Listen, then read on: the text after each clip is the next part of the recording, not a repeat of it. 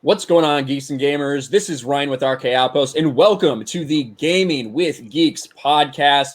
We are here. We wanted to get started because we saw some comments in the chat about people saying every minute we're late. Mark talks about PCs for 30 minutes, and we said that, all right, we got to get going. We got to get going right now. We got 60 minutes of PC talk coming your way.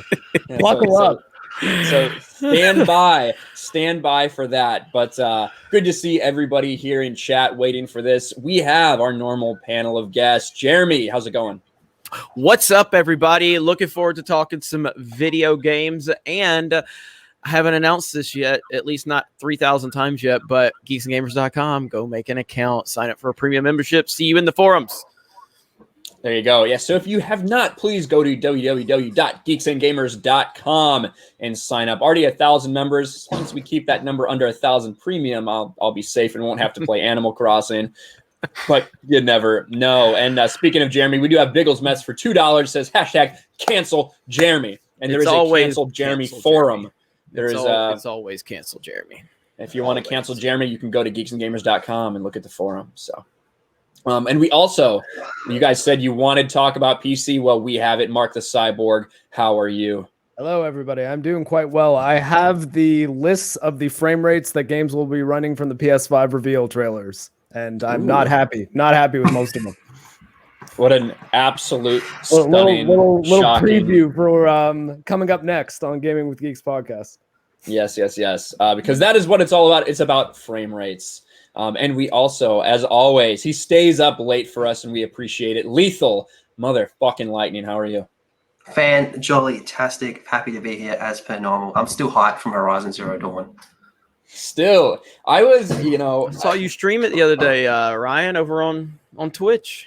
I did. I streamed Horizon Zero Dawn because I was honestly shocked at how excited I was about the Horizon 2 announcement.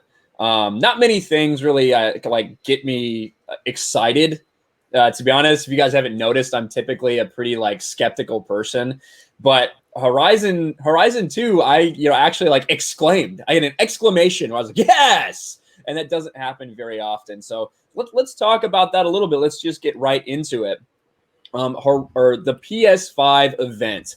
I see a lot of mixed reactions about it. We obviously did our live reaction to it here. We've seen all the memes that are coming out about how the console looks, especially in comparison to Xbox, the router. And at the end of the day, for me, come on, I literally never look at my PS4 except when I insert a disc. But so it's not something that really matters, but everyone's reacting to it. What are you guys' thoughts a couple days removed from it? We'll go ahead and start with Lethal. A couple days removed from this event, what's your view of it now in comparison to Xboxes, and are you excited at all for PS5? I wouldn't say I'm overly excited for it. I would say that they've kind of taken a step forward over Microsoft at this point. I think Microsoft really messed up with their gameplay reveal because due to false advertising, that's what I put that one down to. I think a lot of the games that PS5 showed looked interesting, even though they're not necessarily something I would end up buying or playing. I think I can still kind of respect a lot of them did look different, like that Kenner game. That doesn't look like something I would normally go out and buy, but that looks pretty cool. Obviously, I'm beyond hyped for Horizon. The design of it, I think it looks kind of dumb, but like you said, how often do you actually look at it? All in all, I think I stand by what I said on the stream. The presentation was about a 6 to a 6.5. Yeah, I get that. What about you, Mark? Especially now that Mark knows about all of the specs. Yeah, honestly, the thing that was bothering me the most about the reveal is that it was 1080p, so most of the weight that you would get by showing those games in 30 frames a second would be showing them at 4K, and most of those trailers have been uploaded 4K since, but it was showing at what seemed like a pretty low bitrate 1080p. Every single trailer was 30 frames a second. I've now learned that the 30 frames a second games are Ratchet and Clank, Stray, Returnal, which upsets me, Kenna, so the Zelda-looking one, Demon Souls, 30 FPS, but may offer 60 frames a second mode. That maybe makes me pretty happy. Destruction All-Stars, 30 frames a second, which kind of sucks because that game, it's like a Rocket League type game, and Rocket League runs at stupid frame rates that are amazing. Sadly, Horizon Forbidden West also 30, and Oddworld Soulstorm. The 60 FPS games were Gran Turismo 7, Sackboy: Big Adventure, Godfall, Astro's Playthrough, and the one that I would be shocked if it wasn't is Resident Evil 8, because Resident Evil 7 can run at 90 frames a second on PS4 because of the VR mode. VR mode 90 frames a second is the minimum for a VR game. Dang. Yeah, and so that's a little disappointing because I was really hoping, for the sake of console gamers, like not being a PC Master Race thing, but that we'd be kind of leaving 30 frames a second behind. And it seems that instead Sony's deciding to bump up that fidelity, which means bumping up game budgets, because games will have to be designed to look a lot better and modeled a lot better and textured a lot better to make them seem like next gen. But ultimately, they're going to look and play in motion like PS4 games, which is a shame to me. Yeah, overall, I've kind of forgotten about it. It was a momentary thing. We reacted to it. It was kind of cool. A couple of cool announcements. I'm still looking forward to the few games that I saw that were interesting, like Kenna and Destruction All Stars, and what was it, Returnal? Okay, but yeah, it just doesn't matter to me in the long run. Like, I haven't really thought about it much since. As far as what the gaming system looks like, I mean, Ryan's point is 100%, correct. Who cares? I mean, it's being memed, which is the best part of it, which it was always going to be memed, no matter what it looked like, no matter what the system, it was always going to be memed. So that's the funniest part about it. But ultimately, it doesn't really matter what the design looks like. But yeah, I'm not overly excited at this point, but I guess they did a decent enough job of presenting some games, but it's kind of forgettable. Here today, gone tomorrow. I mean, I think that the best meme is probably this one. I don't think that there's any doubt that meme has to be the best one of them all. But it's I don't know. I am super excited for Horizon 2. I am. I don't know if it's enough to make me buy a PS5. I'm still waiting on that price point. Like, there's still everybody is talking like they know the price point. We don't know it. I don't care what you've heard. I don't care what you've seen, what Amazon posts. We don't know what the price point is. They haven't released it yet. It was PlayAsia that leaked a potential price of $699. The reason that there's some smoke and possibly fire about that being bogus is that they have the discless and the all digital system both listed for $699. And if there's not a price point between those things, that'd just be ridiculous. Because personally, I will, like, if I believe I am going to get a PS5 because I really want to play Demon Souls. So that's one of those things that I think they sold me on, just like Demon Souls coming back and Blue Point making it. I think it's probably going to be really good, but I don't really buy disc-based games ever, so I'll just get the digital one and save some money off that initial price.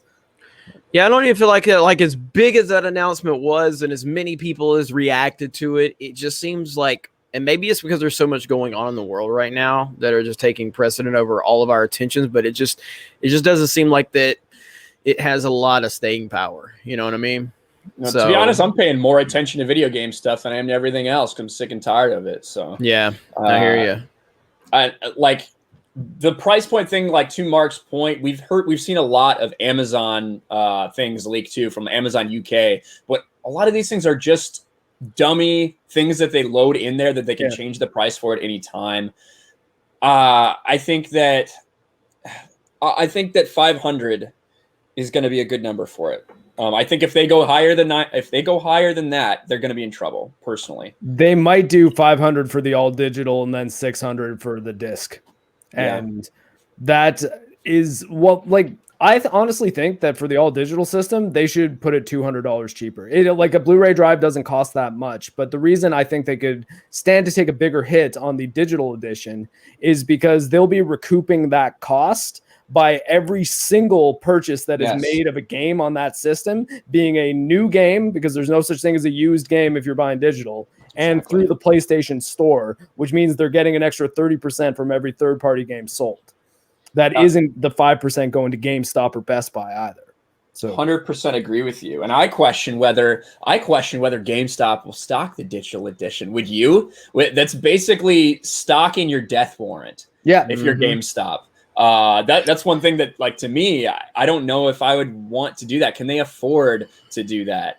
But I mean, they're on borrowed time anyway. They have to know it, but they need to buy themselves as much time as they can to shift their business model to whatever they plan to shift it to, because they're going to have to shift a major. I mean, they already have to an extent. They include a lot more, content and products that they previously didn't, but they're on borrowed time. Mostly the Funko Pop store now, and there's some video games in the corner. Like like the vast majority of every GameStop, at least around me, like in Canada, there are EB Games, a bunch of them, but there are some GameStops. They're mostly not that bad here. They're mostly gaming merchandise. I've like there's like one little wall, like a 6-foot section or so, maybe a 12-foot section for each console, and by that I mean like PS4, Switch, Xbox. Like they're not doing a PC section. Like I don't know why GameStop doesn't get into the retro gaming market. Like personally, I don't want them to because that's going to hurt a lot of these mom and pop businesses that I appreciate around here. But I'm just saying, like, that doesn't make any sense why they wouldn't get into the retro gaming business. Like seriously get into it. But do you think it's like a shelf space thing? They're more concerned with selling what's new, what's fresh, what's hip, what the kids are coming for? Possibly. Yeah, because I mean, like there's one GameStop here in Pensacola that is it's massive. It's like the size of a Dollar General, you know what I mean? Like or a Family Dollar or something. It's huge. I don't know if you're familiar with those. We've got dollar stores, like a drugstore, like a drugstore. They call them $2 stores because Australian money's worthless. The $2 shop. Yeah. Oh, really? Yeah, cool. Yeah, so it's a huge one, but for most part, most GameStops are those small little like stores in the mall or something, or in a strip mall. They're not really big, so they are limited on space. So yeah, I mean, it's interesting. We'll see, but that digital one is interesting. Somebody brought up a good point that what if you can stick your PlayStation 4 discs in the disc drive? How much more would that be worth if you can do that? Well, that's why I think if they do have a much higher price point on the disc version, there are enthusiast PlayStation players that'll be like, oh, obviously I'm getting the disc one. I don't care if it's $400. $400 might be a little excessive, but what I mean is if you've got a big like library behind you, like Jeremy's bookcase that's full of games, if all those are PS4 games and you're not going to be able to use those on your PS5 unless you get the disc-based one, you'll look at it as you spending an extra $200 on being able to play all your games, right? And it's kind of one of the reasons I'm happy that even for all of PS4, I was pretty much buying digital. I own Battlefield 4 physical, and that's pretty much it because I bought like one game with my bundle. If you own most of your games digital on the PS4 and you get a PS5, is there like something where you can transfer your digital games from PS4 to PS5? Without downloading, you mean? Even if you have to re-download it, but do you still get your game? Like, like even my any games that you have in general, like Switch Switch apparently will be carrying their purchases forward. Nintendo eShop was a bit weird about that, with like you couldn't use your Wii eShop games on a Wii U, which pissed a lot of people off. And obviously there is no virtual console on Switch, so they've kind of done that again in a weird way.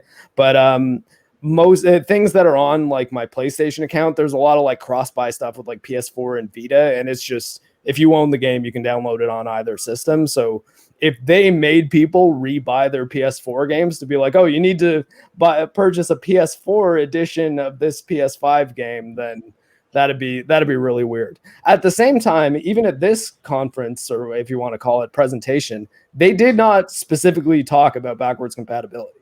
Like we still don't know all the details about exactly what they're doing. And I've had there's been times where I've talked about this on Twitter and gotten a bunch of people being like, everything is going to be backwards compatible. It's just the top 100 games are going to be enhanced. I'll be like, all they've said though is that the top 100 PS4 games will be optimized for PS5. That was the language they used. They didn't say anything about every single other game will be. The only thing they've said recently is that every game released past July 13th of this year, which is even past Last of Us 2, will be mandated to be able to run out of on PS5 if it's a PS4 game from day one, which means maybe PS4 games that are running on PS5 might need a patch, and we don't know exactly how that's going to work. But I think they're intentionally being vague. Like, if say you did get The Last of Us 2 for whatever reason, digitally, and if you transferred it over to your PS5, will it still have all your saved progress on the game? I would be able to imagine that the PlayStation Plus cloud save would work. I wouldn't imagine there would be any reason why it wouldn't, but I guess don't know. No, so that's a big thing for me. Yeah. As far as the comment, we want Nintendo news. I do too. Nintendo's too busy ending racism, so they can't announce anything right now. So there's nothing to talk about really. PlayStation's delayed event happened. Racism's over. Oh, yeah, well, and the Band-Aids. They did the Band-Aids thing, so that ended it. But listen, if you want Nintendo news, you need to pressure Jeremy because he's the one responsible for coming up with Nintendo news, and he didn't give us any this week. So. There's none to give. I firmly believe that we would have gotten the Pikmin 3 announcement and possibly the Mario 3D announcement already if they weren't ending racism. But maybe that's actually just. I was going to say something. I won't say that. I won't even say it on YouTube. I was going to say something about reskinning Mario, and I decided I should probably just leave it alone. Yeah, you should probably leave that alone. Probably. But, Lethal mentioned the Last of Us Part 2, so I figure that's a pretty good jumping off point. We had some reviews come out, guys. The embargo has ended for The Last of Us 2 reviews, and in a shocking turn of events, it has nearly a perfect score from nearly all these shill media outlets that have early access reviews to the game and are very limited on what they can even talk about. It's very interesting with these reviews. I'll pull it up here on Metacritic. Jeremy, you made a video on it. Why don't you tell us a little bit about your thoughts? Yeah, I mean, it's expected. And really, again, there has to be context to, the situation. Look, The Last of Us, the first one has like a 95 on Metacritic. So this one having a 96, if you look at it in that perspective, then okay, kind of lines up, It's kind of like Mario Galaxy 1 to Mario Galaxy 2. All right. The problem is there wasn't Scott Steiner didn't join Mario Galaxy 2 with a golf club and murder Mario. Okay, so that's kind of the difference. So so this game and all of the problems that it seems to have, yet it has the same exact reviews, is an issue because the same media that we're supposed to trust with these reviews failed to cover the DMCA abuse, the blatant DMCA abuse from Naughty Dog and Sony and Muso. So when I see that they blatantly ignore the biggest gaming story of the last few months, yet they are they're the first ones out there to post about Naughty Dog posting a tweet where nobody can reply, it just makes me question the validity of these reviews. So that's my stance on it. Well, one of the things that makes me question the validities of the reviews are 100 from Dark Station. And this sentence here, it's not perfect, but it's still amazing. It has a fucking 100 score, motherfuckers. Yeah. Does Metacritic boil everything down to a 100, even if it's like a 5-star system? Or because I know IGN, they basically take like a 5-star review and translate it to what would be 100 on their system. Yeah, because I almost think that 5 stars on a star scale, I see as different than 10 out of 10, or obviously for 100% if it actually is a percentage, because a 5-point scale is a bit different. You can kind of boil that down to like terrible, okay, good, really good, amazing. Like, as opposed to, it's why I don't score my reviews, because ultimately it starts boiling down to math, and it's why Metacritic is the worst thing in the world. Because it only cares about the math. And when you have these people saying, like, what if, like, I mean, granted, like, we're not at the point where Metacritic gives a crap about us for, like, the critic reviews. But if they looked at one of my reviews, would they say, like, oh, he likes it and it's no score, so, but he talks positively about it, so that's a good or bad rating, then that's 100%? Like, I don't know. It's why I kind of don't like using Metacritic as a touchstone for this kind of conversation. Oh, hey, Extra Girl, I guess you got home. Well, and so And here's one of the other things that I was really interested in, because there are some websites, some unexpected websites that are kind of departing from what you would have expected. However, those are not scored reviews. Ars Technica destroyed this game. Kotaku and Polygon both had a lot of negative things to say about it. Surprising ones, right? Vice kind of destroyed this game. These aren't scored. I don't know why. They haven't been scored in over 24 hours since I've looked for them. Do those outlets ever score their games, though? I don't know. Because I guess then that means that we would end up in this block right here, like just the unscored section. I swear to God, I've seen Kotaku and Polygon score their reviews before. Like, have you not seen that? I like never read it on her site. I like I have to. Got, like, a really hot take that I need to make myself aware of. So I don't know. And then you have reviews like this from Time, which half of it is talking about the game and the other half is literally just shitting on trolls. Just talking about Gamergate and toxic YouTubers. That's what half of the Time review is dedicated to. So no, I don't trust this garbage. Now there are a couple people who have pointed out the couple negative reviews of the game have pointed out a couple things. One, they say that a lot of the stuff that they would like to talk about, they can't because they are forbidden because of the very strict restrictions that they have put on reviewing this game. You can only show gameplay from about 3 hours worth of time, and you can only talk about the first 5 hours of the game. You can't even mention Abby's name. You are not allowed to mention Abby's name in these reviews. Wow. Which is silly because she was in like the second trailer they ever released. Like, I mean, like to say like don't spoil the ending of the game or don't confirm the leaks, I think are reasonable-ish restrictions on like embargo. But I also don't think that you should ever be telling your critics what they can and cannot say. Like, I think that it's a little stupid. Like, if anyone ever contacted me and say, hey, we want you to review our game, but you can't talk about how the controls are crappy, I'd be like, well, but that's kind of the thing that I would criticize about your game. Like, I'm sorry, but I'm going to say, no, I'm not listening to you on that one. And if they say, okay, well, then you can't have our game 2 weeks early, I'll be like, all right. I don't know. It shows a bit of almost, I don't want to say it's a lack of integrity on the point of the critic, but like, I don't know how they can get away with that strict restrictions like that on all reviews. To be like, if you're reviewing this game, you can't talk about things that your audience will want to hear about our game. Like, And that's what SkillUp. So SkillUp did a review, obviously, that is absolutely blown up. He is one of the only people that is really gone after this game. He's also one of the people that's not tied to this access bullshit. And to be fair, he wasn't a big fan of the first game either. Yeah. But his problems with this game are more the fact that there's no progress. Much like we talked about when we did our reaction, that there wasn't anything like, oh, wow, it just kind of looked like The Last of Us.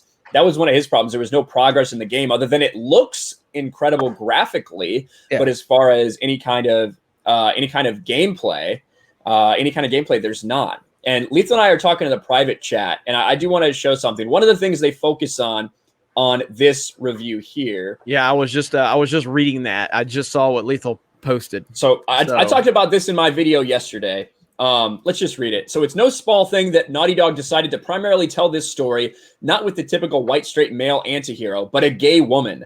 Ellie's bisexual girlfriend, Dina, and a trans character whose identity I'm not permitted to spoil also play major roles. I don't think that's Abby, actually. I don't think so either. I think it's Lev. Lev, yeah. It's Lev. Lev? Yeah. Oh, God. Yes. So it's a trans actor. It's a trans child. It is a trans child actor. I'm not shitting you. There's a lot of people there's a lot of freaking Naughty Dog cocksuckers in my comments in my latest video trying to tell me that I'm wrong. No, it is a trans child actor who is playing Lev. So that could be the trans character that they're talking about. That's not necessarily confirmation of Abby, but I talked about in a couple of videos how Neil Druckmann sought out this trans child actor to play that role. So it's not surprising if he's trans. Let me ask the chat a question.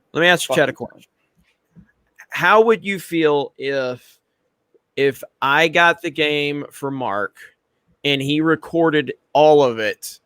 So for the Gaming with Geeks channel, so you all could watch it without having to, go out of your way to play it or anything like that. Would you guys want that or not? Yes or no? Because we had discussed that as an option. I obviously don't want to give them any money, but if we could do that for people so they could see it in its entirety, I think that might be a bullet we might be willing to take. Let's see. We get yeses and nos. I've seen a pretty even split. You're braver than me, man. I like the first Last of Us. I'm pretty decent. Biggle says, "What did Martin do to deserve this?" I'm good at video games and I capture good footage. I have my settings on high quality. No, I don't. Yeah, it's something Mark would be totally fine with. It's not a punishment. It's probably. Did it sound like a punishment because of his PC talk? No, he's absolutely willing to do it. I have a PS4 Pro, and I owned a launch PS4 also. It's not like I don't play console. They thought I was punishing Mark. Yeah.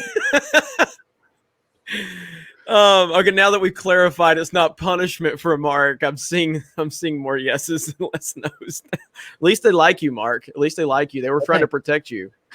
But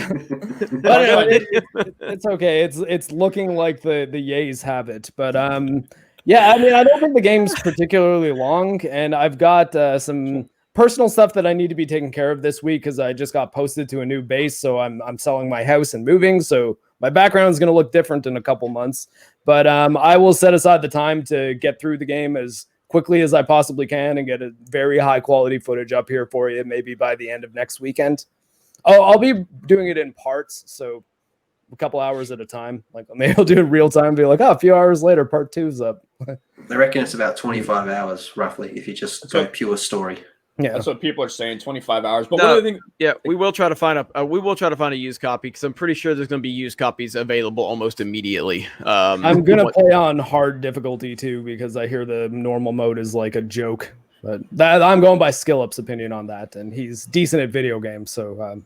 You should do it on. You should do it on the blind mode, since they did make it a focus to make it accessible. Well, I'm disabled, so I guess I should use the accessibility mode.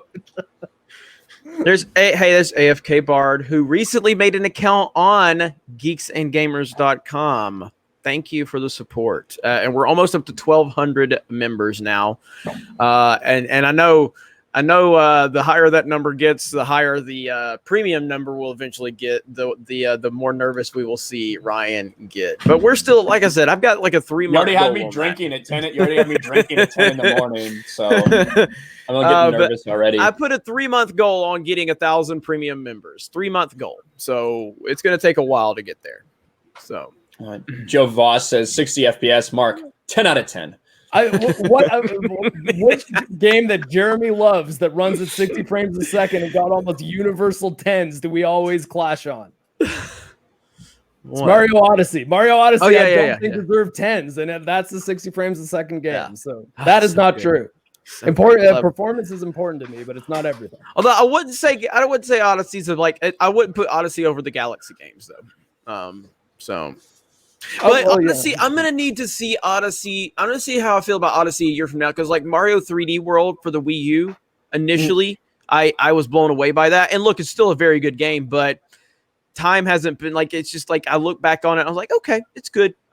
See, I always wanted to play that one because I loved Mario 3D Land on 3DS, and I just never had a Wii U. So if they put that on Switch, I would absolutely play it. But. It is good, but time just again, the Galaxy games have gotten better with time, and I feel like 3D World kind of lost a little bit of a shine. So anyway, that's neither here nor there. On the channel, I've been doing the playthrough of Xenoblade Chronicles. That's a 30 frames a second game, and I really like it a lot. I think the frame rate doesn't really hurt it at all because of the combat system. How have people responded to those in the comments? Do they want to hear the commentary or do they like the straight gameplay? Have we? Commentary would take me a lot longer. Yeah, that's true. And I think just having gameplay and again, I know that these aren't going to get big views or anything, but I just think having just a straight gameplay of a video game that people could just watch. I think that's a good, option for people. So. As far as feedback on those, if you guys want to leave anything just in the comments of them, things like if I'm showing too much combat because the battles might look sort of similar, or too much just walking around, I'm trying to like show the environments and stuff, but I know that just if you're just going for the story, you might want more of just the straight up cinematics and like a little bit of combat here and there, but we'll adjust them as we go. So a lot of people saying commentary really comes into commentary is the time, because I mean he's putting a ton of time into it already, so that would add more to it. Jason C, hail Jeremy, Ryan, Mark, and Lethal. Keep up the good fight. Thank you, Jason thank you, C. Jason. Thank you so much, Jason. Appreciate that. Yeah, we'll see. We'll see how it goes. Now, speaking of the good fight. We had a lot of people fighting on Twitter yesterday about what the status of this Miles Morales PS5 game is going to be. Lethal, why don't you give an update on that? Because you made a video about it, and then we find out some other news, and then who knows exactly what's going on. Fuck knows. It's changing constantly. But I'm pretty sure I was right at the time, but when I did the video, the basic story was that it was basically an expansion coming to the Spider-Man PS4 game, but on PS5.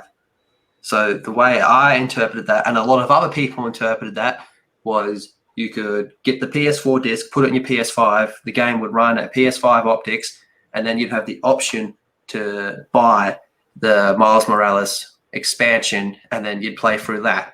But now, I don't know. I don't even know where it's at the moment. It keeps changing. The issue is the interview that came from Insomniac.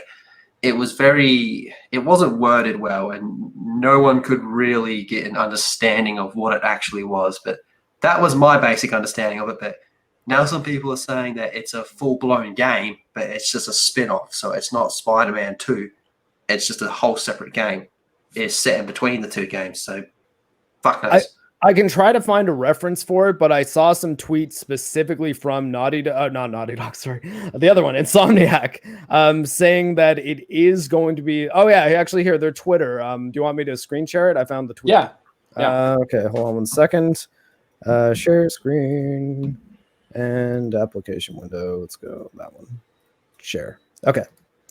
So yes, Miles Morales is the next adventure in Marvel's Spider-Man universe. We will reveal more about this standalone game at a future date. So you do not need to own Spider-Man PS4 in order to play it. From what I've heard from some chatter, it's probably going to be similar in scope to Uncharted Lost Legacy. So yeah. I hope there's been no talk about this because, of course, Sony hasn't said anything at all about pricing. But I hope that means it'll be the $40 to $50 price point, or like 30 to 40, depending on, because I'm sort of speaking in both American and Canadian. I mean $40 US price point or $30 US price point. 40 is probably a little more likely. If they charge $59.99 US for it, then I think I think that'll be leaning towards the false advertising end, because that'd basically be sequel price, right? Like that would be your full AAA game price. And it seems like this is going to be a smaller in scope game. I'm going to assume on the same map, because I mean they had all of Manhattan. So unless they want to like add a borough, like that's my problem. That's my problem with this, is that I think that this is the same fucking game made in the same fucking engine. It's the same. It is DLC.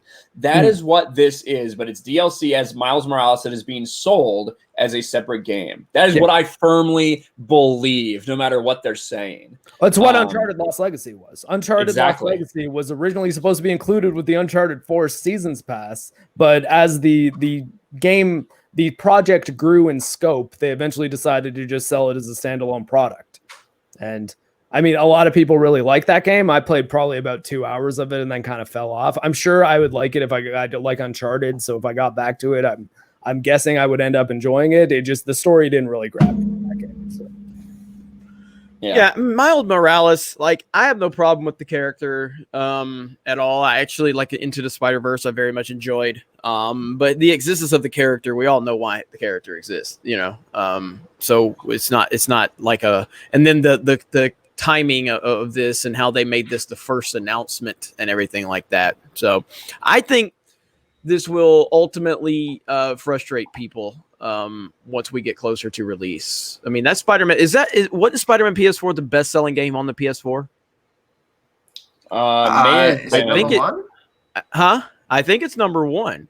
I think it was the best-selling game. If best-selling exclusive or best-selling game in general, best-selling exclusive. They probably wouldn't. Exclusive. They probably wouldn't count like a Call of Duty game, though. They wouldn't factor in all of the different versions as PS4 sales. But I would have to look that up. I'm not really a sales figure guy. We need someone to be on this podcast who's like our Odin's movie blog guy. I do follow. Yeah, I do follow, and I could probably just follow it a little bit closer. Although video game sales numbers aren't reported as consistently and clearly as the box office, it's kind of hard to get a lot of these numbers because of how they're reported and how spaced out they are. But I'm pretty sure Spider-Man PS4 is the best-selling Sony exclusive game on the PS4.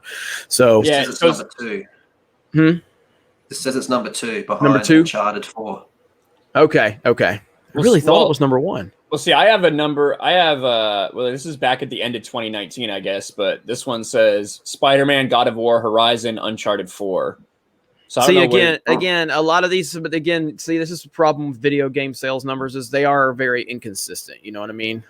So it's hard to find actual, legitimate numbers, but it's numbers or revenue, like individual copies, or like how does it factor in things like copies that were on sale? Like if they had a PlayStation Plus sale where things were like $20, like is that counted as like one sale because we're doing numbers, or is it the actual amount of revenue generated by that game? Leave it to Mark to complicate it even more. I mean, I'm saying that it is, that's why. I'm saying that's why it's complicated. That was my point. It is complicated. Also, digital sales information is like iffy. Like companies rarely release that stuff. No, it is. I mean, it is hard to get video game. But the point is Spider-Man on PS4 was definitely one of the top selling games for PS4. It's up there with when you're on the level of God of War and Uncharted. You're making waves because those games are all timers right there. So but we'll see how this all plays out, man. It seems to be this announcement did not land as well as I think that they wanted it to with the Miles Morales Spider-Man announcement. I don't think this has landed as well as they wanted it to. It seems to have landed with more confusion than anything, more questions than answers, and not a lot of clarity. At 30 frames a second. I think Spider-Man at 60 frames a second would almost be enough to get me to buy a PS5 because I would thought that was the only thing that was bad about the first game. I was like, swinging around this city would be a lot better if it didn't look choppy when you looked left and right. Yeah, that's the only thing you didn't like. Pretty much, yeah. For the most part, I really like the game. Not perfect, but 10 out of 10. Yeah.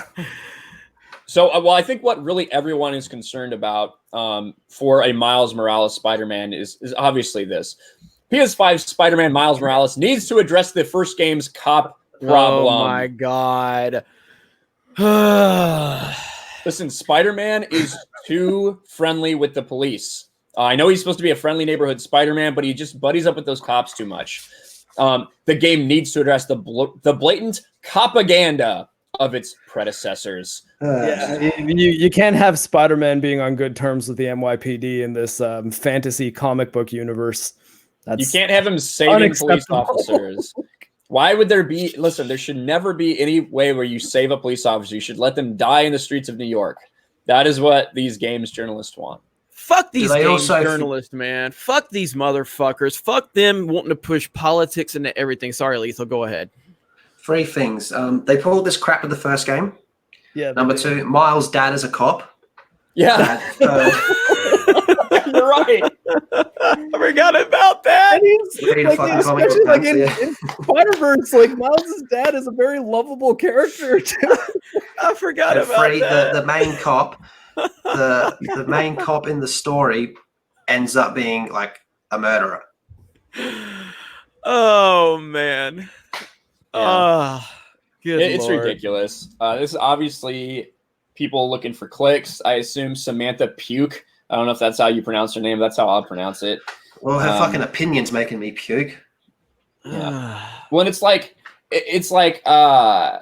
turning over our heroes turning over a criminal to the cops for justice tells us just how bad the system is, like something like that. It's just so ridiculous. I don't know. I'm not a big Miles Morales person. It's not going to be something that I don't have any interest in it. If it was DLC, yeah, sure, I might consider paying $10 to $20 for DLC for the game I already own. There's no way I'm buying a whole new game just to play as Miles Morales. Schnick said his dad will be the final boss. God. What I do like about Miles Morales versus a lot of the other treatments of legacy characters in order to push new generation versions of what are essentially the same character is I don't think in anything I've ever read, which granted was a few Ultimate Spider-Man books, Spider-Verse, and the PS4 Spider-Man game, I've never seen a Miles Morales story where they feel like they need to destroy Peter Parker. Because you could argue that they kind of did in Spider-Verse, but even the like hobo Spider-Man or like the down on his luck Spider-Man in Spider-Verse has a really good character arc and is like very much redeemed and is still the hero that he was throughout that narrative. So I always kind of like the way they handled Miles. And I think that more times where they want to shift a character, like be like, okay, now this is like a female Iron Man or something like that. I think they should take the lead of like how Miles Morales' story handled Peter Parker as like a decent example of that. Yeah, I agree. You compare Miles to someone like Jane Foster 4, Riri Williams, all that type of crap. You know, he's by far the better one. And I feel over time, when he first came out, it was a bit, what's the go here? There has been, you know, decent attempts to kind of get him away from that type of crap. And Into the Spider-Verse seemed to be his big break, which most people seem to really like. He was pretty annoying in the video game. He was a cock blocker, so I didn't like him. But, you know, I feel he could carry a DLC, but maybe not a whole game. Well, especially now that he has his powers. I think his big problem in the video game was that you were playing human Miles Morales in gameplay segments that were not nearly as fun as the main game. And like, I mean, there were variety, I'll give it that, but sometimes variety is a downside when the core thing that you're using the variety to distract from is so much better. Like, yes. Yeah, it wasn't like his sections were like this. Oh, cool! It's a Miles section. It's like, it's a Miles section. Like, it's a stealth segment that like rivals any Metal Gear Solid game. It's like, no, it is like very bare bones, simple, bad AI, very easy to do stealth that is boring. Like, and that was same with the Mary Jane segments too. Like, I hated those. Fuck her. I think actually Mary Jane was that. Oh, it was one of the. I hated playing Mary Jane. I think is either Abby or Ellie. I hated playing her parts. That's what I meant. Not like I don't mind the character in the game, but I think one thing that it will come down to quite a bit, like, is it just going to be playing the same as Peter Parker but with a different skin? Like, are they going to actually give him that he can do something differently that he can't do while playing as Peter to make it be like this own thing, you know, or is it just a Peter skin, a glorified Peter skin? That's exactly what I think it's going to be. I want Joe Biden to open the game and confirm that Miles Morales is in fact black. That's what I want. So ask him who he's voting for and determine. Oh God. Adidas Singh with £10. Thank you so much. If any of you guys or on the team play CRPGs, you can help people get through them. I don't know how many views that would be, but it would be quite useful. A suggestion. Keep up the good work. CRPG person. Yeah. So Siobhan's one. And honestly, look, we're obviously interested in views, but I'm just interested in good content, you know. And this is like what, you know, I've talked to Ryan about and Lethal about. It's like, as long as we're producing good content, you know, we can only chase the algorithm so long. I mean, right now with the introduction of the website, and hopefully that will continue to be, you know, profitable. Right now it's not. I'm losing my ass on this website, but you know, it's an investment though. But once that becomes, you know, the prominent thing that we're all centered around at Geeks and Gamers, then, you know, we're already actively moving away from like, oh, we just got to chase the hot topic. I mean, yes, we're going to chase news stories that are relevant, but we just want to start doing just fun, good content. That's why we do, like, you know, the streams, you know, like we just have fun with Mario Kart and Ryan doesn't, but when we do Rocket League and Mario Kart, like, we do have fun, and it's just fun to bullshit with your friends and hang out and just, you know, play some video games. And if we make some revenue, that's great, and that's helpful towards the brand, but ultimately you guys enjoy it, and we're just trying to, you know, provide good content. So yeah, we could look into that for sure. So Paulie D, and thank you for the super chat. Paulie D for €5. Little Devil Inside Us looked really game at the PS5 event. Guy Probably looked a good. bit like Gabe Logan, but awful title. Call it Dragons Beware or something. Yeah, Little Devil Inside. Yes, it's not the greatest title. It's kind of, you know. Was the little guy supposed to be inside the old man though? Like I kind of thought that was the implication too, because it seemed like when he was fighting a dragon, the old man was on the toilet and like had an upset stomach. So maybe it didn't look like the inside of a body, like it looked like a wilderness. So I don't know if it was like that, like he's supposed to be that old man's immune system or something like that. Oh, maybe. I thought Little Devil was the name of Dave Filoni's dog. That's why I went with that. And so I said we need to do some horror games. I would like to get Krista to play Outlast as well. Like, I would love to see that. Resident Evil 7. Resident Evil 7's better than Outlast. Get her to play. What about 4? What about 4? 4 is more of an action game. 7's legitimately scary. Dude, 4 scared the fuck out of me. 4 was Jeremy. It's because of the real life like it felt like that could really exist. Like it kind of does. I played 7 in VR the first time I played it, like in PSVR. I know what happens in the game, and for the Resident Evil 8 just news story thing that I played, I captured some footage of Resident Evil 7, the PC version. Playing not in VR, even though I have experience in VR, and knowing what's going to happen, it was still scaring the living crap out of me. Well, to be fair, I haven't played Resident Evil 7. I kind of checked out on Resident Evils after 5, but I did hear 7's good. So did it get it back to the core, you know, feel of the first games? Yes and no. The structure of it is much more similar to Resident Evil 1. It's first person though. So that off the bat makes it very, very different from like any of the Resident Evil games prior to that. A lot of the puzzle solving elements and the fact that you're in like sort of a dilapidated house, that although the first one was kind of a nice mansion, it had dilapidated aspects, but it sort of looks like a cross between like Texas Chainsaw Massacre and the Blair Witch Project as far as like its aesthetic goes. And I strongly recommend it. It'll be like really, really cheap, and it runs great on PS4. Oh, Rob D says make Krista play the entire Dead Space trilogy with the lights off, full surround sound. Dead Space is fucking. I've only played the first one. Space is rough. Fucking Dead Space is fantastic. Have you guys played it, Mark? Lethal or Ryan? Dead Space is really amazing. I get really scared playing games. Dude. I don't want to play that. Ryan for Twitch, dude. You got to play Dead Space. Dead Space is so fucking good. It's so fucking good.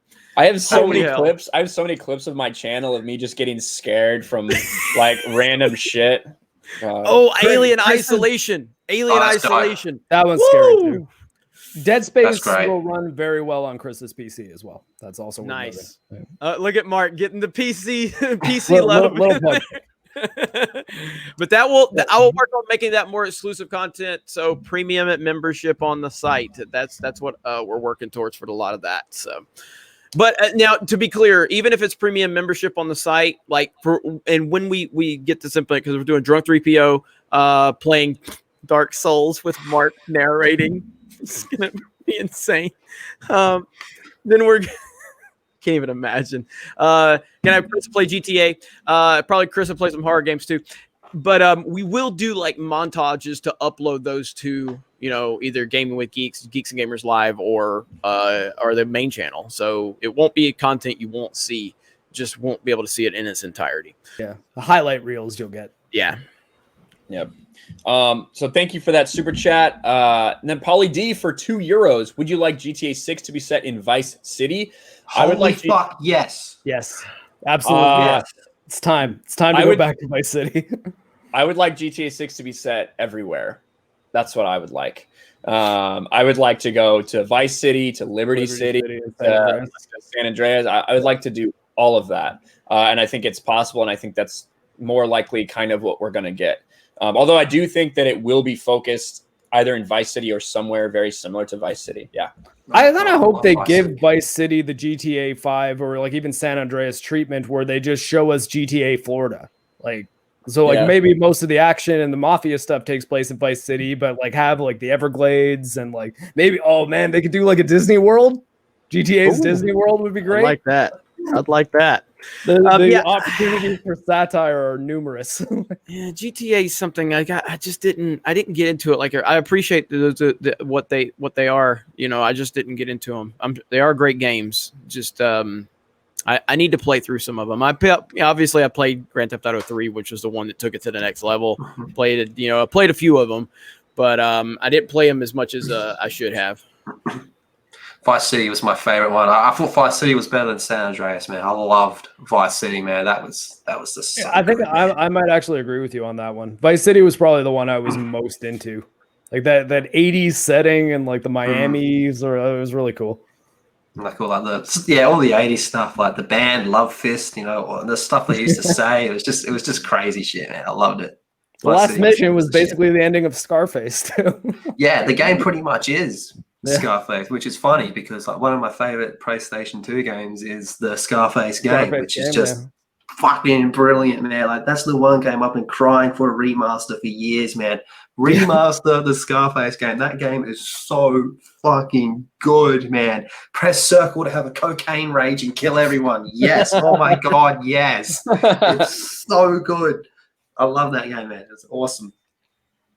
Yeah, I think I could still probably, if you gave me a PS2 controller and put me in Vice City, I could still probably remember a couple of the codes to give you like a chainsaw or like whatever all the gun loadouts you get. So, Pauly D for €5.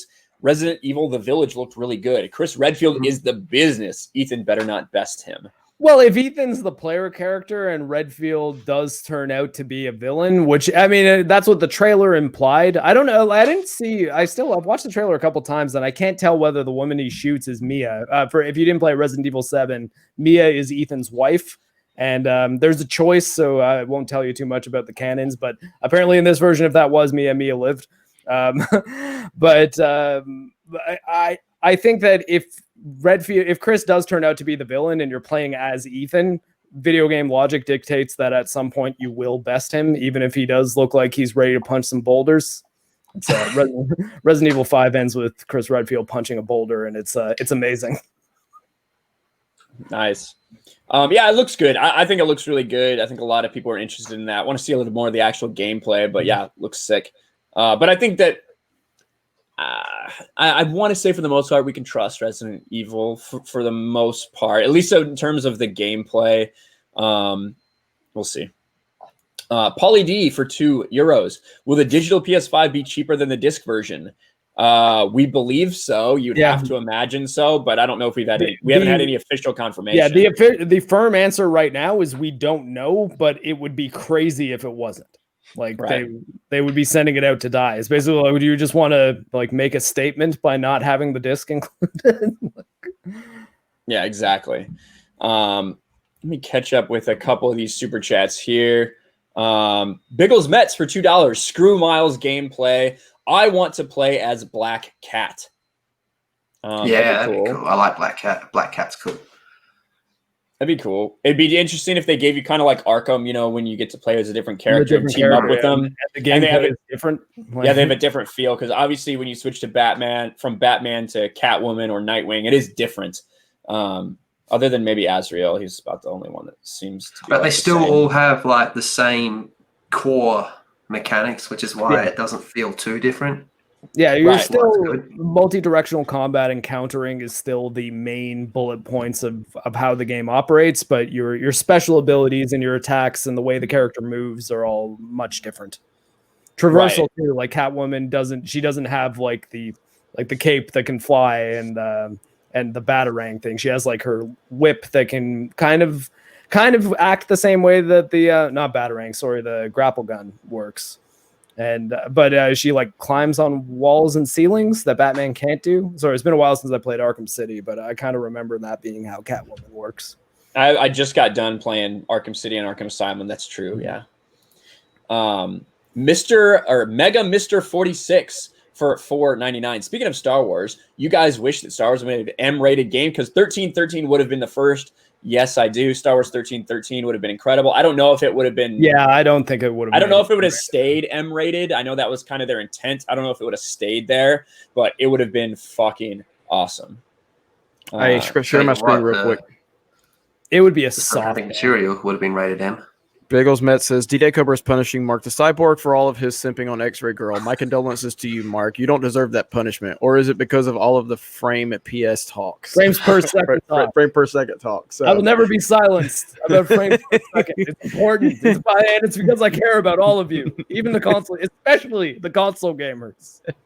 I'm sick of you guys having to deal with 30 frames a second. You're better than that. I believe that. Why don't the developers or publishers more likely? Because they want to be like, oh, we want to show off a flashy trailer. Is this why you never complain about playing Mario Kart 8? Because it runs at 60 frames. Yeah. When have you ever heard me complain about how Mario Kart runs? It's not because I hate consoles or hate Nintendo. It's just I like when games run well. That's it. But I do agree. I would love to see Star Wars 1313. It's an incredible game. Yeah. I'm sad that we didn't get to. Culture Casino for $2. Speaking of, PC gaming overcomplicates controls. Plug in a controller. Just plug in a controller, Culture Casino. You can elect to not use keyboard and mouse. He's a madman. We can't stop him. He's a madman. Is it because the PC gaming show is going on right now? No, it's 2 hours from now. But we'll be live streaming. I don't think it is. Lethal says it starts now. What the hell? No, it was supposed to start at 4 p.m. Show starts in 2 minutes, it says. Ooh, I'll drop the link in the private. Maybe we won't be live streaming it then. I thought I had. Are we live streaming it here on the channel? Not if it's overlapping on the podcast. Like, well, we could I can do a reaction to it afterwards or something then. Yeah, or we could just I don't know. We could transition this into a live reaction. Yeah, stunning and brave move. New Blood's showing some stuff though. New Blood's a great publisher that makes a lot of games that I like, or puts out a lot of games that I really like. Is this thing gonna be? Is it gonna be like Mark? Are they gonna talk like excessively long? Like, I think it's probably going to be pretty similar to the PlayStation thing. Like, it's just going to be publishers showing off their games that are coming out over the next couple of years. Okay. Yeah, we can switch over to that. Paulie D for €5. Redfield needs to use supplements to beat Wesker in Resident Evil 5 after he got whipped. But it led to roid rage, which made him beat up a boulder. That is not too far from what actually happened. And then I think there was one more. Blue-eyed Scorpio says GTA 6 should take place in Chaz, Seattle. Yeah. It wouldn't take long to wipe those people out. Capitol Hill Autonomous Zone. That's what that's referring to. I know I don't touch on politics, but I find that situation hilarious. Culture Casino for $2. PS5 reveal had too many indie releases promoed. Yeah. I mean, like, just because a game is made by an independent developer on a lower budget doesn't inherently mean it's going to be not as good as a AAA game. In fact, there's a lot of AAA games that I think are really fancy looking and they're flashy, but they're not nearly as good as a lot of indie games that are out there. Console is better. I paid more for my PC than I did for my divorce, and no transitioning, please. I've dealt with that shit enough, Jeremy and Drunk. No. Well, oh my god. In that case, they just showed Jedi Academy on the PC gaming show. You either got a really good deal on that divorce or you got screwed on your PC, man. Because you shouldn't need to pay that much for an amazing, let alone a competent PC. They're just showing a bunch of games. I don't even know what this fucking means. Well, I saw a show starts in the corner, but then it kind of disappeared. All right. We've been hearing that Persona 4 is going to be the PC release is going to be announced at this. We could just have it going on. If you guys really don't care about the PC stuff, we'll just have this on mute in the background and continue our discussions. If something cool happens, we can react to it. I got something to share. Oh my god. Oh yes, the Eye of Sauron. No, it's me. What the fuck? Hang on. Shh. Of war. Quiet. The battle rages on. With the chicken nuggets. Who made this? War. There's anger, Barely hear it. rage, and angry peeps. Our heroes face great evil ball. The face of Kennel. He looks across the land to find out who threw that Fucking boomerang! God damn it! in the time. Oh, you gotta bump the volume up a little bit, but that was Gen X Val.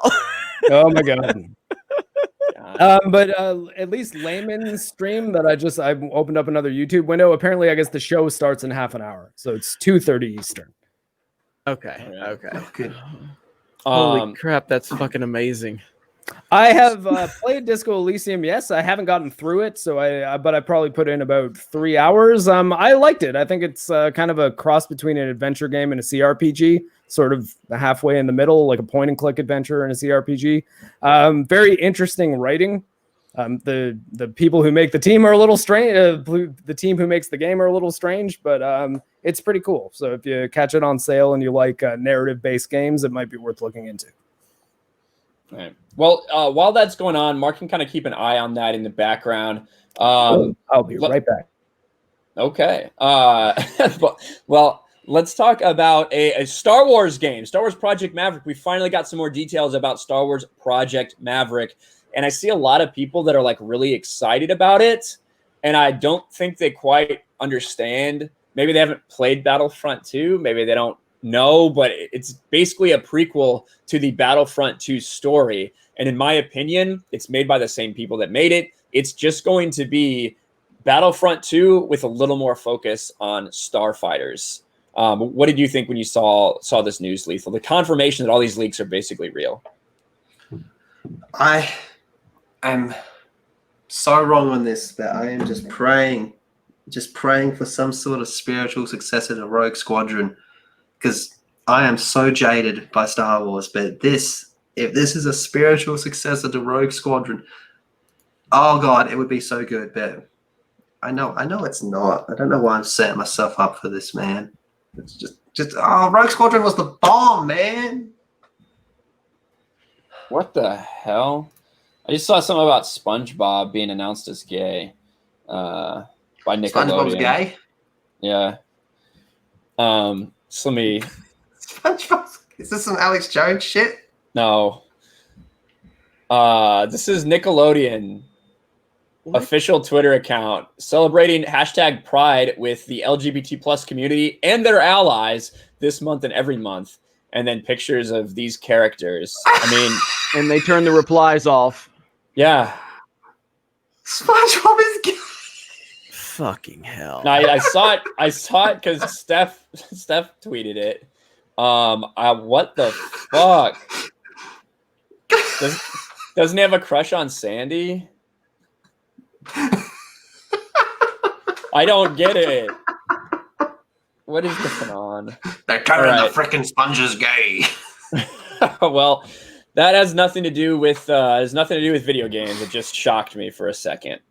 I could have told you he was gay years ago. Well, I didn't know. I won't say that. But anyway, yes, I would love a spiritual successor to Rogue Squadron. I love the Rogue Squadron games 100%. I thought that Battlefront 2 story mode was okay. The thing is, this whole game is about dogfighting. This whole game is about the starfighting aspect. You can play that on Battlefront 2 right now. Like, you can do that. But you kind of can't because no one ever wants to play. You can almost never find a game for the starfighter multiplayer that's in there. So I don't know if they think this is going to be a big draw. Maybe people aren't aware that you can do that now because so many people gave up on Battlefront 2 so long ago. I'm not sure. Jeremy, I know you found out about this kind of yesterday when it leaked. Are you interested in playing it at all? If the people that are involved with Battlefront 2's campaign are involved, I don't see any reason to have any excitement. You know, I mean, I like Battlefront. We're talking the new Battlefront 2, right? Yeah. So, I mean, that as much as I enjoy Battlefront 2, and I love Battlefront 2 from the multiplayer aspect of it. I absolutely love that game. but the story was trash. It was the only good part was the Luke Skywalker, mission. That was about it, But I don't know. It's hard to get excited about anything Star Wars, to be honest with you. So even the Luke Skywalker mission devolved into, oh hey, kill these bugs real quick. Mm-hmm. Freaking Memology just reposted that fucking video. It's not shocking. No, it's not. Anyway, so I'm guessing we're just talking about the Project Maverick stuff. Yeah. What are your thoughts on it? From what I've heard, it just seems to me like it's Battlefront 2 story DLC focused on the space combat, which for me was the strongest part of that game. So that's a bit of a plus. I don't think it's a good idea that they're making the playable characters who are already in Battlefront 2, because I think spacing themselves out from that story is probably a better idea, and like launching it as if it's like, okay, here's a new Battlefront campaign. Like even if you didn't like the other one, you might like this one because it's space combat and has nothing to do with the other one. But they're positioning it as like a prequel to a bad story. So I don't know. But sure, but seems like an odd choice. And also apparently it has a tie-in novel about Iden Versio's kid during Rise of Skywalker, because I'm like, yeah, because that's the story that needs to be told. Oh God. Well, at least I like Ace Combat games. I haven't played one in a while, but I really like those games. And like me and Ryan had this discussion before, how like LucasArts back in the day would just whatever's popular, make a Star Wars skin of it. And just play it like that. So I don't know if EA was to go down that direction. If it wasn't EA, I'd be more excited, if you know what I mean. So if they can take this and turn it into something like Ace Combat, but in space, that would be pretty cool. But I just don't think that's what it's going to be. Let's skip the middleman. Namco, bring Ace Combat to space. Schnick says Iden should have stayed with the Empire and joined the First Order.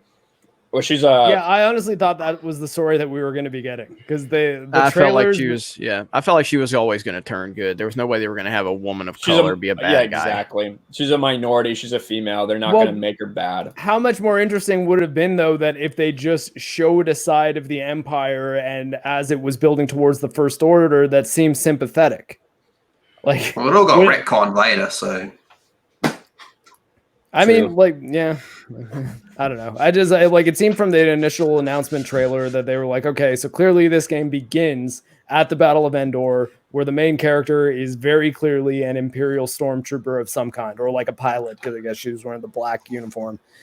And I thought that was like, okay, so finally this is going to fill in the blanks between Return of the Jedi and Force Awakens. We're going to get the story from the Empire's perspective about how the Empire, the remnants of the Empire, which are the Empire remnants is really what they should be, is turns into the First Order.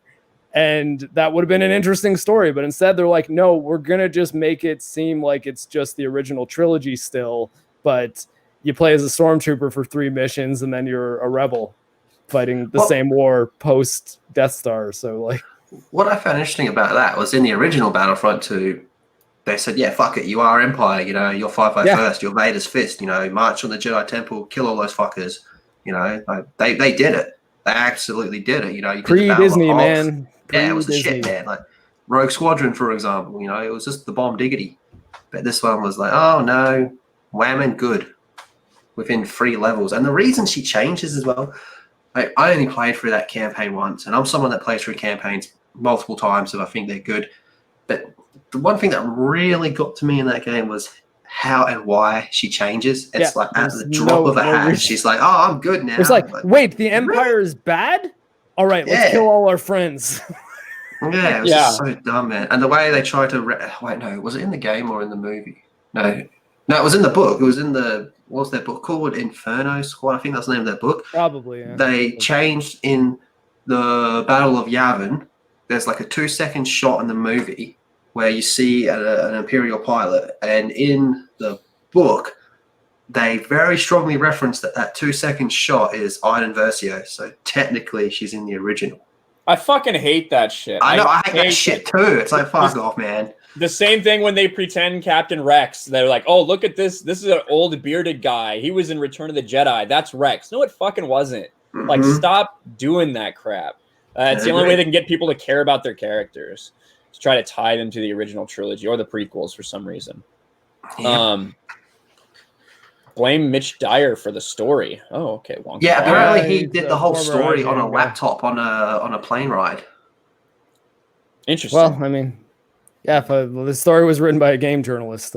Shocking that it wasn't brilliant. J52 says Lethal Lightning is a wizard. I think he's Correct. a wizard. I think he's a wizard sleeve. Hangs like one. There you go. Well, and then the one other big thing, guys, other than this Star Wars Battlefront 2 news that I really want to get to was this rumor about Warner Brothers shopping Warner Brothers Game Studios. Now, obviously, let me share the screen real quick. And this is where it first came. Warner Brothers Gaming Division might be sold. EA, Take-Two, and Activision reportedly interested. Now, obviously, they're talking about a $4 billion deal. So that kind of does eliminate some of the companies that you might want to take it over, because $4 billion is a lot of freaking money that not everybody has. But you can see here, AT&T is reportedly looking to sell its Warner Brothers Interactive Entertainment. The deal could reach $4 billion. Now, Take-Two, EA, and Activision Blizzard have all reportedly expressed interest in buying Warner Brothers IE, but no deals have been made or are close to it. Now, of course, it includes things like Batman, Harry Potter, the Lego games, meaning the deal might involve a licensing agreement where AT&T continues to profit from its IP. So they also obviously have Mortal Kombat and Middle-earth, the Middle-earth series. That's a lot of big-time games when you're talking about the Arkham games. You're talking about, I think, the Injustice games. You're talking about all the Mortal Kombat games. That's a lot of stuff. That is a lot of stuff. But $4 billion is a lot of damn money. That's how much Star Wars sold for. Yeah, I don't think Warner Brothers Interactive is worth as much as Star Wars. Yeah, but those Arkham games, are top tier. You know, I mean, those are. I don't know. I mean, isn't AT&T in debt right now? Yeah. So like big time, right? Like it's a lot. They're just trying to fund the Snyder Cut, I think. That's what they're trying to do. Well, I mean, if they were really wanting to fund the Snyder Cut, they would just make Gone with the Wind available again, and they would make all their money back. So, Torchlight 3 is now in early access on Steam. Sorry, I'm watching the PC Gamer thing on the corner of my screen. It's like a Diablo type game. I've been watching it too, and it's all just like old shit. So, if we get a Half-Life 3 announcement, let me know, Mark. That's probably not happening there, but I keep on saying, Jeremy, play Half-Life Alyx. I can't talk about Half-Life 3 without spoiling Half-Life I'm still Alyx. trying to figure out what I'm supposed. When I got off the phone with you after talking about Half-Life Alyx, I didn't even know how to hit the end button on my phone. I was so confused. I gave you just all the options by which you could get VR going. It was a 45-minute call. There's a lot of options. I was like, hey, man, how's Half-Life Alyx? I really want to play it. Well, Jeremy. No. The question was, what's the best way for me to get VR going so that I can play Half-Life Alyx? And that is not a simple question. I do want to play it, though. The good news is, though, that if it were a simple answer, it would just be like, oh, you need to buy a Valve Index because it's exclusive, and those are $1,200. But it's not exclusive, so you can use other systems to play Half-Life Alyx, and that's where the complex conversation comes in. It's like, well, what kind of experience do you want versus how much you want to spend, right? So who was looking to buy it? There was EA, Activision, and was there Take-Two? Take-Two. Like okay, 2K. So all ones that would, let's just say hypothetically, they own the Arkham games. There would be loot boxes for better batarangs that you could buy. That was my first reaction. Was it 2 was the 3 most evil ones, but your other options really for big publishers are Bethesda and Ubisoft, and like none of them are going to not monetize the hell out of these games, right? And if it was like Activision, we would be overspammed. We'd have like a new Batman game every single year, and like we all love the Arkham games. They were fucking amazing. And we're all fucking sitting here jonesing for a new Batman game. But when did Arkham Knight come out? 2015. So it's been about 5 years. Sorry? That sounds about right. So about 5 years, just give or take. So we've had about 5 years of craving a new Batman game.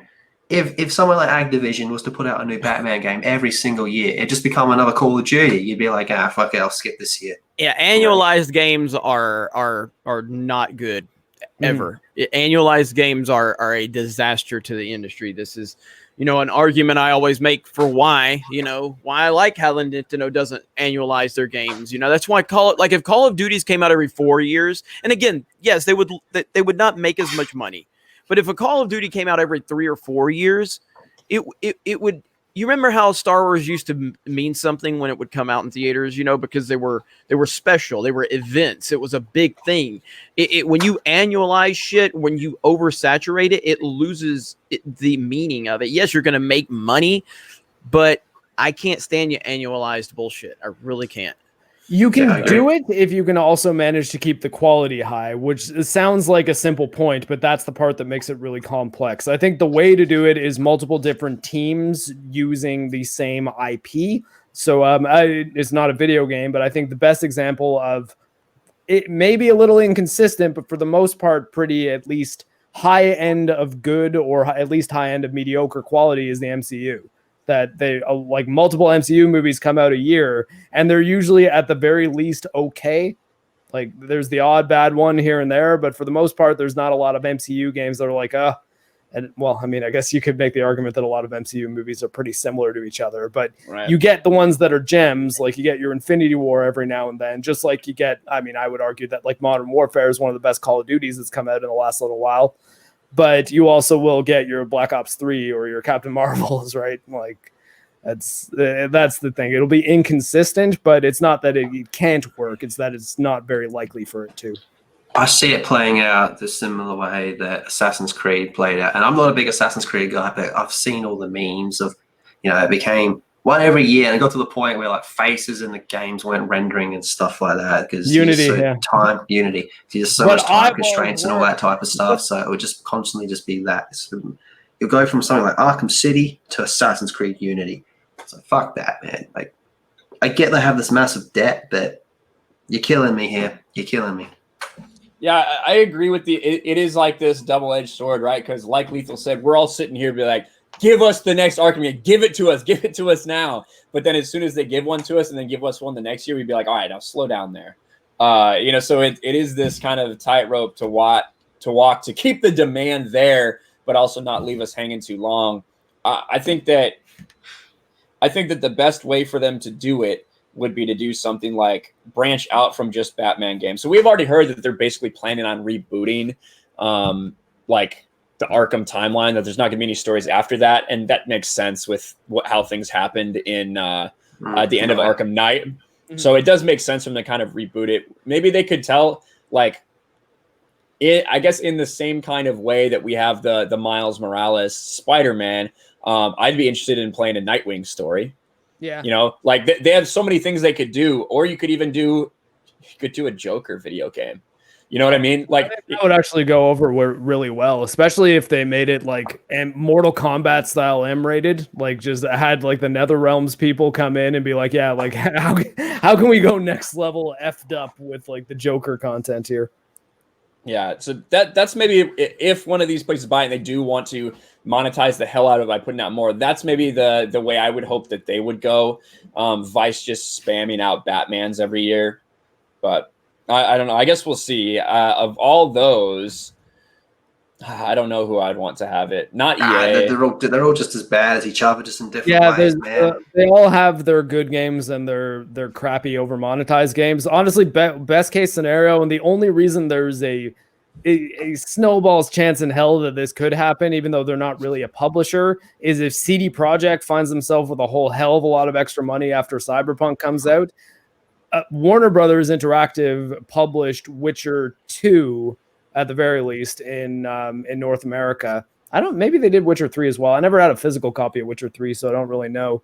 But so there's a relationship there, and they actually are a very like pro-consumer company who has incredible DLC policies on their games. Like we were talking about Uncharted Lost Legacy kind of being spun out, and a DLC being spun out into a standalone purchase.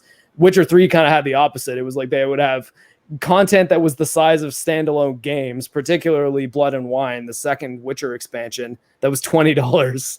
And it's incredible that they put that amount of game in a DLC or an expansion that was that affordable.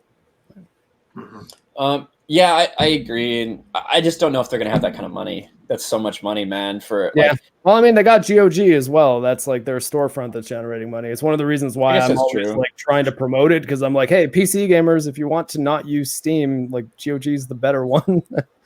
They need your help more. Yeah. Darkside Droids for $20. Here's $14 after Google's cut for some McDoubles for 4 of my favorite content creators. For future reference, McDoubles are fucking trash. McDonald's double cheeseburgers are where it's at. You take away that extra piece of cheese, fucking go fuck yourself. Fuck you, McDonald's. But thank you, Darkside Droids, for $20. Just make sure Jeremy's burger only has meat and cheese on it. That is true. Depending on where I'm at. If I go to Five Guys, I do get A1 and barbecue sauce on my burger. But A1 I don't know why. Wait, A1N?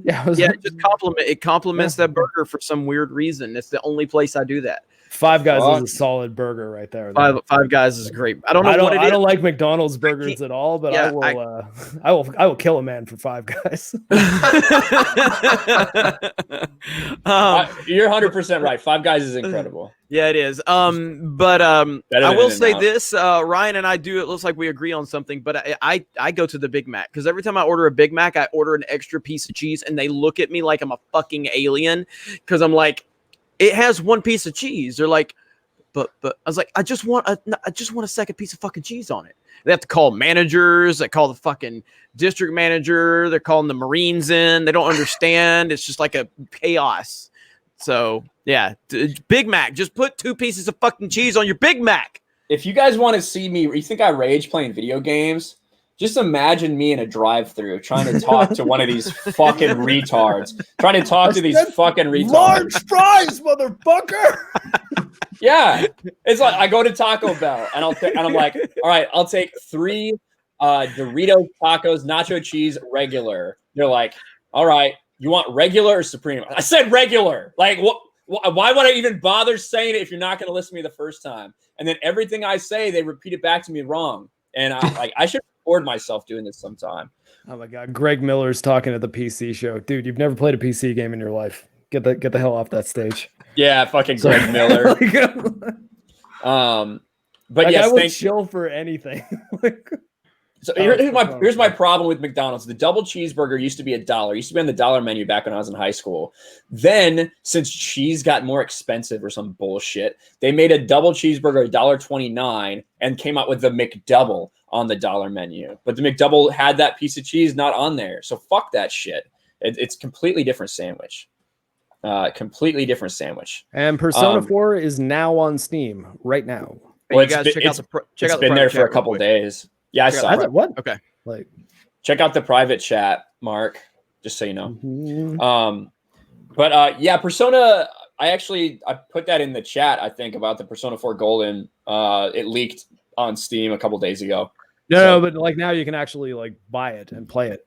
Oh, well, there you go. It's like released, like not a Steam page is up, like the game's out. The game's out, everybody. The game's out, everybody. Out. I didn't say out. I said out. About a W like you Californians Sorry. Pauly D for €5. I think they were going to reboot Arkham games and have Court of Owls be behind the scenes big bad. That's kind of what it looks like. The account, it's followed and unfollowed and now follows again Scott Snyder, the creator of Court of Owls. All the symbols they post when they're teasing it are all Court of Owls symbols. Court of Owls is basically confirmed without being confirmed. I'd be very surprised if there's no Court of Owls. Court of Owls is my favorite book in the New 52 era. Yeah, it's 2 books technically, I guess. But as much as people shit on New 52, the Batman run, at least the first part of it, was freaking stellar. There's Scott Snyder, Greg Capullo stuff. I wasn't crazy about Zero Year. Like I was hoping that would be better than it was. I'll take it over fucking Tom King any day. I didn't read that one, so can't say. You lucky soul. Hey, yeah, I tell you what, this food discussion, we need to get we need to get a food or Geeks and Food channel or something like that. That's what we need. Another channel, Ryan. So, No, please God. Yeah, I'm gonna start another channel. Speaking of food and video games, I got a heart from Downward Thrust on my comment on his Witcher 3 cooking video. My life is complete. The Tonald has noticed me. And I say Tonald in the comment, which means he acknowledged that his name is now Tonald. Oh, man. Good job, Mark. I know. It was a big day. Revan for $5. There's enough COD games. They could make the dev cycle 2 years and remaster a game in between new releases so they can properly prolong lifespans. Honestly, that's I can go longer. I can skip do a free. year every now and then. I think, honestly, especially with Warzone and Modern Warfare having as strong a time as they're having, I almost think they should just let the games breathe a little. They can still monetize them. Especially with Warzone going, like if you have Warzone seasons continue to go for an extra year, still making money. Put that into the next time you do release one with the campaign. Like, I fully agree. I mean, they go on. It's kind of what we're seeing from Resident Evil right now. Resident Evil right now they're doing like a remaster and then a new game and then a remaster. It's kind of like what their schedule looks like. That what they're doing. And obviously, I don't think that although the remaster, you still have a lot of work to put into it when it comes to crafting the story and all of that, you don't really have as much. So I think that that's something that makes sense. And obviously, they've been remastering a lot of their stuff anyway. So maybe it is something they could do in the future. Yep. Pauly D says Geeks and Leaks for €2. It's food leaks. Yeah. That's bringing us back to the Taco Bell discussion. But yeah, Persona 4 is $23.99 Canadian for the standard version, $29.99 digital deluxe. I can't look up the American price. I'm sorry, but it's affordable. Is my point. Very good JRPG. Played through the whole thing on Vita. Nice. PS Vita owners beep. I love the Vita, but I also don't like exclusives, so I'm happy it's on PC. It should be on Switch though. Realistically, it's a perfect portable game. Dave Antics for $10. I want a Blade game that's actually good. Yeah, yeah. I mean, honestly, always got to ice skate uphill. You know what I want? Does anybody remember the X-Men game on Sega Genesis? Yeah, it was like shit. The most difficult game ever. Yes. Oh, but it was so good. It was so good. Nightcrawler, Wolverine. Yeah. Oh, I would love for those. Like, why could I want that game remastered? You know, with updated resolution and everything. Is it in the Genesis collection? I kind of wonder is if it is. I don't know, but the Genesis collection had like a lot of Genesis games. So let me know. I think the licensing there would probably. I have it. Actually. Yeah, that game was so good. It was better than the Super Nintendo version. I think the Super Nintendo version was like a beat 'em up game, if I'm not mistaken. The beat 'em up, I think, was the arcade game. I don't remember there being or at least in that same era. I remember the Genesis one was like the X-Men game. Yeah, it was so good. It was so good. God, I love that game so much. That was a fucking hard game. I really want like a Wonder Woman, but in the style of God of War. Oh my God. Yeah. Holy shit. DC that would be is amazing. leaving money on the table by not making that. Holy shit, that would be amazing. Yeah. Wow. Wow. Look Never at how thought much about that. Lethal was like, oh, I don't want to pay for all these loot boxes and stuff. Then he sees a Wonder Woman costume and he's like, oh, never mind. Take my money. $5. That's all you want is $5. $5 a month. Yeah. Sold. Yeah, I think it'd be interesting. But I think that's all for the super chat. So, guys, that's all the topics I think we were originally talking about here. What have you guys been playing, Jeremy? What have you been playing? Anything? Yeah, I've been playing Everybody's Golf. Just playing some golfing games. I've actually been trying to do some custom characters on the game, trying to buff up my character a little bit, trying to kind of get some muscles around them. No real reason why. Him or her?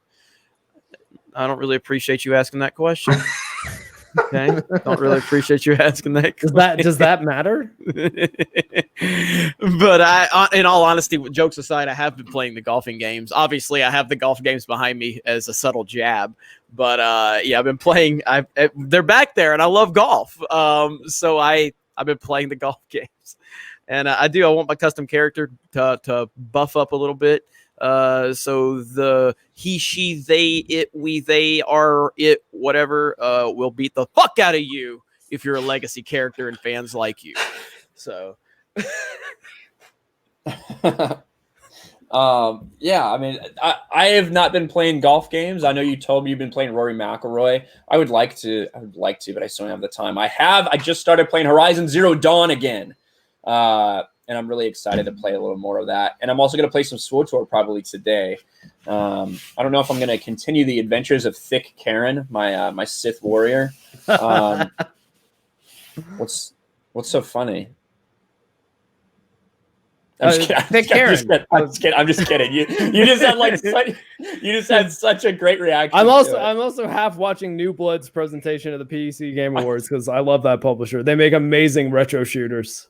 I'm just kidding, Mark. Yeah, the Adventures of Thick Karen. She has a nice booty, the nicest booty you can get in SWTOR. So make sure to tune into my Twitch channel for that.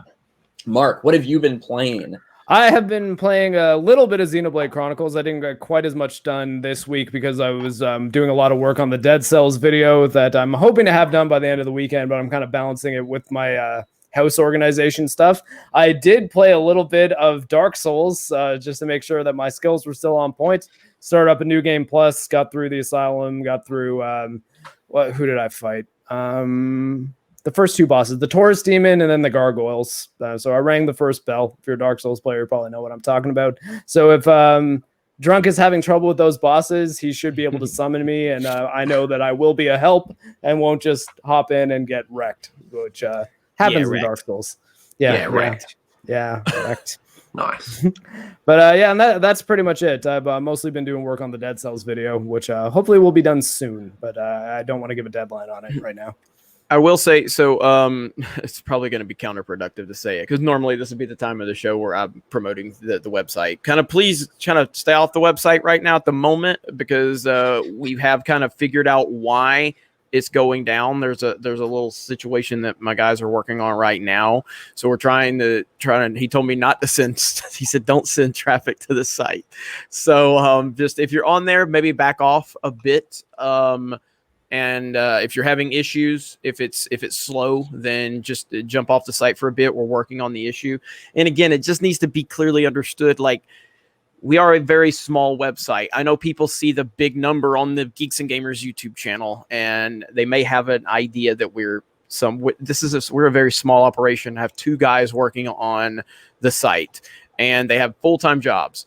And I put all of this entire project was funded out of my pocket. Didn't do any crowdfunding, didn't do anything like that. So we're doing the best we can. The response to the site has been pretty amazing, so we do appreciate that. But just wanted to give you guys a heads up on what's going on. There you go. So yes, Jeff, definitely don't do that. It's the best way to get people to stop doing things on the internet. Jeremy, so tell them not to. High Ground Master has a comment for Jeremy about his thumbnails. Oh, well, you might want to talk to Krista about that, since she's the one that makes them. So I guess you're being toxic towards a young, innocent, beautiful woman who just plays Animal Crossing and likes to beep. So good job, toxic. That's right. Toxic. Very toxic. Yeah. All right. What about you, Lethal? What are you playing? Angry beeps. Angry beeps. I've been playing Soul Calibur and Call of Duty since Season 4 came out, using the new guns and leveling them up, and apparently there's going to be more weapons coming in throughout the season. So yeah, good stuff. Well, after we got it after the delay, but yeah, mostly that. Nice. All right. I think that's about it. But we've had another good day over here at the Game Week Geeks podcast. Mm-hmm. We kind of got a little off track more than we usually do between PC gaming streams and SpongeBob being revealed as gay. When was he ever straight? Well, I just thought he was, a sponge. I don't know. I thought he had a crush on Sandy, but maybe not. Does he have a penis? I don't think he does. He has square pants. Got a lot of holes. So I don't know. Apparently, Patrick's the top. Cool. God. Isn't well, Patrick a starfish? So wouldn't he be the bottom and like really shit? yeah. I don't know. He has protrusions, 5 of them. I know he means Patrick's a starfish in bed too. Yeah. Yeah. So there you go. Blue-Eyed Scorpion Ryan play Apex with me. I think I have it downloaded. I don't know if I've ever played a game. Hey, real quick programming note. Later today, I will be live streaming on the main Geeks and Gamers channel with young Ripa, Eric July. Nice. We're going to be talking about a lot of the nonsense going on. You expect the heat to be brought for that live stream. Probably around 5:30, I think, is when we're trying. 5:30 Central, I think, is when we're going to try to make that happen. So stay tuned. Interesting. I must have missed this. Dark Side Droids about YouTube pledging $100 million, giving our ad revenue to others. Nice. Very appreciative of YouTube. Thank you. I wonder if young Ripa will be one of them. Me? I'm gonna ask him about that. I'm gonna say, hey, Ripa, Oh my God. you gonna get part of that $100 million? Oh God, we'll cover that. We will cover that. Oh, that's gonna be beautiful. So we'll see. All right. But that's going to do it for today for the Game Week Geeks podcast. Look at Jay Shadow's comment there. Maybe. But we do thank you guys for being with us. It's always a good time. We're going to keep growing this thing every weekend. We will be here next Saturday. Same time, same place. Got the beer burps because I drank too early. But thanks, everybody. We will talk to you next time. Peace. bye. Ooh.